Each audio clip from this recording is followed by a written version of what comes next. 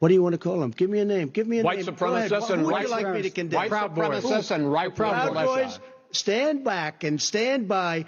After he made this comment, Enrique Tarrio, then chairman of the Proud Boys, said on Parler, "Standing by, sir."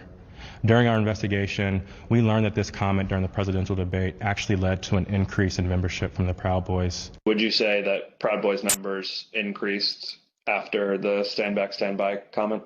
Exponentially. I'd say tripled probably, with the potential for a lot more eventually. And did you ever sell any stand back and stand by merchandise?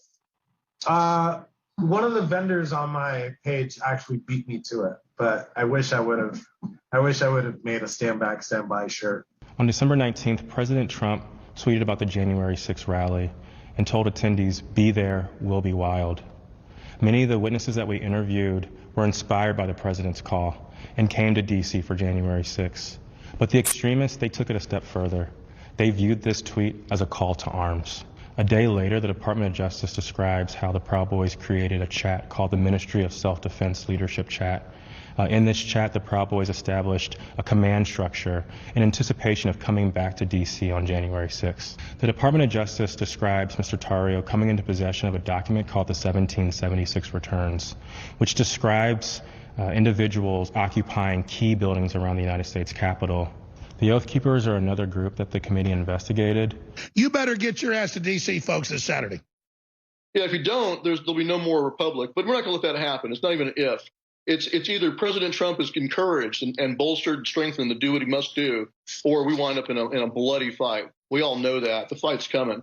The Oath Keepers began planning to block the peaceful transfer of power shortly after the November 3rd election. And according to the Department of Justice, Stuart Rhodes, the Oath Keepers leader, said to his followers that we were not going to get through this without a civil war. In response to the December 19th, 2020 tweet by President Trump, the Oath Keepers focused on January 6th in Washington, D.C. In response to the tweet, one member, the president of the Florida chapter, put on social media, "The president called us to the Capitol. He wants us to make it wild." The goal was for the Oath Keepers to be called to duty so that they could keep the president in power, although President Trump had just lost the election. The committee learned that the Oath Keepers set up quick reaction forces outside of the city in Virginia where they stored arms. The goal of these quick reaction forces was to be on standby just in case President Trump invoked the Insurrection Act.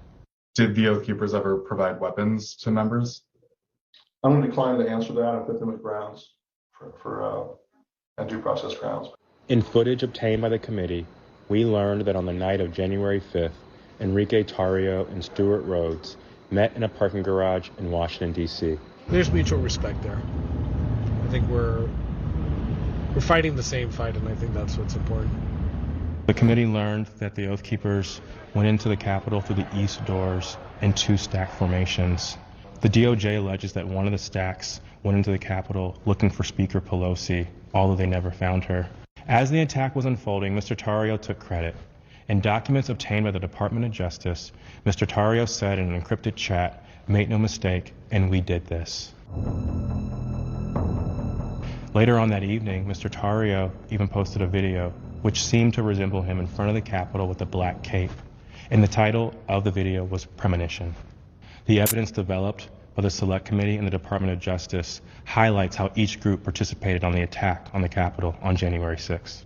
In fact, the investigation revealed that it was individuals associated with the Proud Boys who instigated the initial breach at the Peace Circle at 12:53 p.m.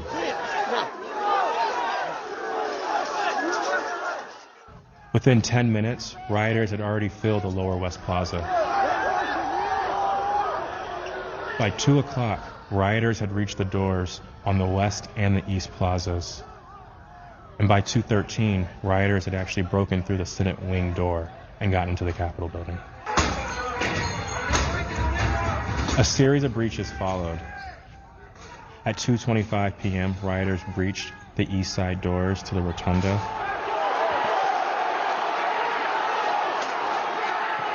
And then right after 2:40 p.m., rioters breached the east side doors near the Ways and Means room. Once the rioters infiltrated the Capitol, they moved through the crypt, the Rotunda, the hallways leading to the House chambers, and even inside the Senate chambers.